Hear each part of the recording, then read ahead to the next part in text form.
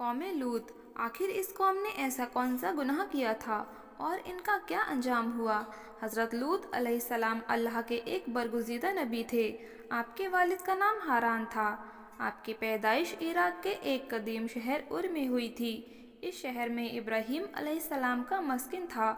دراصل لوط علیہ السلام کے والد ہاران حضرت ابراہیم علیہ السلام کے سگے بھائی تھے، یعنی کہ حضرت لوط علیہ السلام حضرت ابراہیم علیہ السلام کے بھتیجے تھے۔ چونکہ حضرت لوط علیہ السلام کے والد آپ کے بچپن میں ہی انتقال کر چکے تھے، لہٰذا حضرت لوط کو حضرت ابراہیم نے بیٹا بنا کر پالا۔ آپ حضرت ابراہیم پر سب سے پہلے ایمان لانے والے شخص میں شامل ہیں۔ حضرت ابراہیم علیہ السلام کے زمانے میں اہل سدوم کی رہنمائی کے لیے نبوت کے منصب پر فائز ہوئے۔ حضرت لوط علیہ السلام کے بہت سارے معجزات ہیں۔ سدوم وہ علاقہ تھا جہاں لوط علیہ السلام مبعوث فرما گئے۔ سدوم کے آس پاس کے 5 نہایت ہی خوبصورت شہر آباد تھے۔ یہ علاقے نہایت ہی سرسبز تھے۔ یہاں بڑے بڑے باغ تھے، لہلہاتی کھیتیاں یہاں کی ضروریات سے کہیں زیادہ تھیں۔ اردون، شام اور اسرائیل کے درمیان بسا ہوا یہ علاقہ نہایت ہی حسین تھا۔ وہاں طرح طرح کے پھل، اناج، میوے پیدا ہوتے تھے، اور یہی وجہ تھی کہ آس پاس کے بستیوں کے لوگ بھی اپنی ضرورت کے لیے ان بستیوں کی طرف آتے تھے۔ مگر یہ بات اہل سدوم کے لوگوں کو بالکل بھی پسند نہ تھی۔ ان کے حساب سے ان کی بستیوں میں پیدا ہونے والے پھلوں، اناجوں اور میووں پر صرف ان کا ہی حق تھا۔ وہ نہیں چاہتے تھے کہ کوئی دوسری بھی بستیوں کے لوگ ان کے علاقے میں آئے۔ ایک دن سدوم کے لوگ اس بارے میں بات کر رہے تھے کہ آخر باہر کی بستی کے لوگوں کو یہاں آنے سے کیسے روکیں۔ شیطان ایک خوبصورت لڑکے کی شکل میں وہاں آیا اور انہیں اپنی عورتوں کے بجائے لڑکوں کے ساتھ فعل بد کرنا سکھایا۔ شیطان نے کہا کہ اگر تم ان بستی کے لوگوں سے نجات چاہتے ہو تو جب بھی کوئی شخص تمہارے علاقے میں آئے تو تم لوگ زبردستی اس کے ساتھ اپنی خواہشات پوری کرو۔ اس طرح یہ لوگ اس بستی میں آنا چھوڑ دیں گے۔ اپنی نفسانی خواہشات کے لیے مردوں سے بدسیلی اس قوم کا دستور بن گیا تھا۔ جہاں بے حیائی عام ہو گئی، گھر گھر یہ عمل پھیل گیا۔ بھری محفل میں یہ لوگ اس فحاشی کام کو کر کے بہت خوش ہوتے تھے۔ کوئی بھی محفل اس کام کے بغیر ادھوری سمجھی جاتی تھی۔ فلمود میں لکھا ہے کہ اہل سدوم اپنی روزمرہ کی زندگی میں سخت ظالم اور دھوکے باز اور بدمعاملہ تھے۔ کوئی مسافر ان کے علاقے سے بخیریت نہ گزرتا تھا۔ اپنی وادی کو انہوں نے ایک باغ بنا رکھا تھا جس کا سلسلہ میلوں تک پھیلا ہوا تھا۔ اس باغ میں وہ انتہائی بے حیائی کے ساتھ بدکاری کرتے تھے۔ حضرت لوط علیہ السلام نے انہیں توحید کی دعوت دی اور بدکاری کے اس گھنونے عمل سے توبہ کرنے کا حکم دیا۔ آپ نے کہا، تم بے حیائی کیوں کرتے ہو؟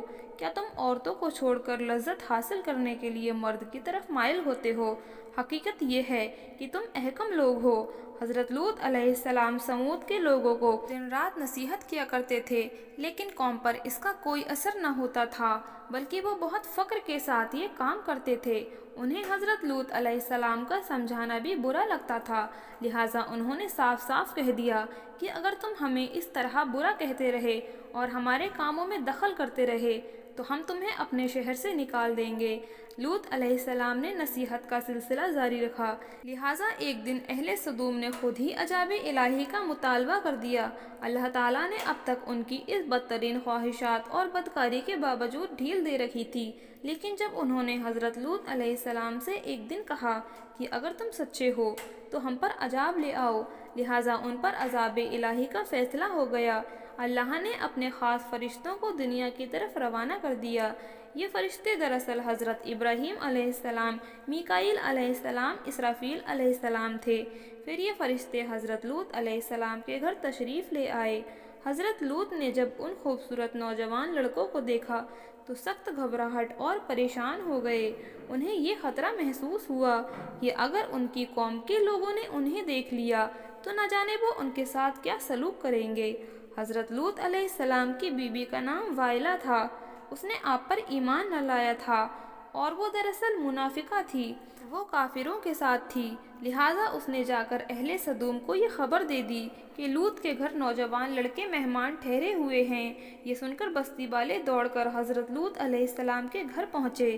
حضرت لوط نے کہا، اے قوم، یہ جو میری قوم کی لڑکیاں ہیں یہ تمہارے لیے جائز اور پاک ہیں، اللہ سے ڈرو اور مجھے میرے مہمانوں کے سامنے رسوا نہ کرو۔ حضرت لوط کی بات سن کر وہ لوگ بولے، تم بخوبی واقف ہو کہ ہمیں تمہاری بیٹیوں سے کوئی حاجت نہیں، اور جو ہماری اصل چاہت ہے اس سے تم بخوبی واقف ہو۔ قوم لوط کے اس بے شرمانہ جواب سے اندازہ لگایا جا سکتا ہے کہ وہ فعل بد میں کس حد تک مبتلا ہو چکے تھے۔ حضرت لوط نے گھر کے دروازے بند کر دیے اور ان نوجوان کو ایک کمرے میں چھپا دیا۔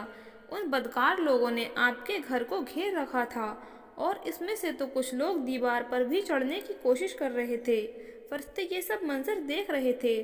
جب انہوں نے حضرت لوط علیہ السلام کی بے بسی کا یہ عالم دیکھا تو حقیقت سے پردہ اٹھاتے ہوئے یوں فرمایا، اے لوط، ہم تمہارے رب کے بھیجے ہوئے فرشتے ہیں، یہ لوگ ہرگز تم تک نہیں پہنچ سکیں گے۔